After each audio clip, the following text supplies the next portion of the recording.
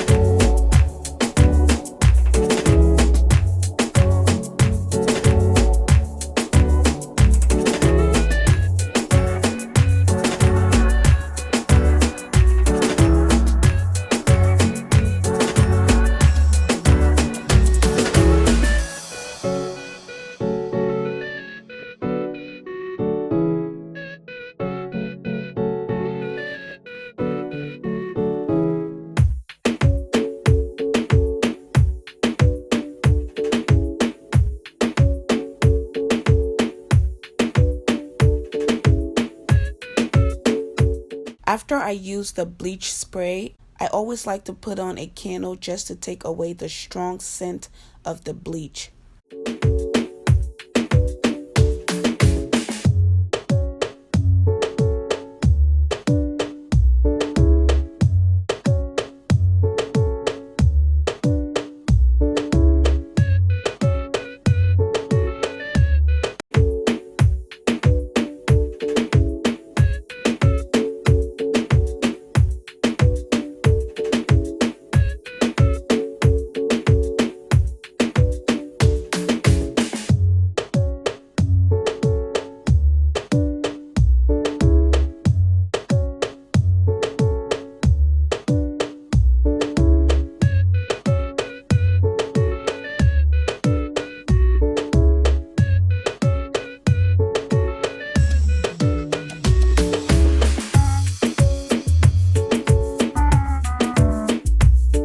So moving on to the bedroom here, I have a basket of laundry sitting right there that I have to fold.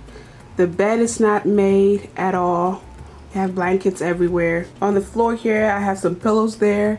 I have a cup of water and a random apple sitting at my side of the bed. And over on this side, we have a teacup and just some mess going on here. And in that corner, everything is just disheveled. So I'm going to try to see if I can tackle everything.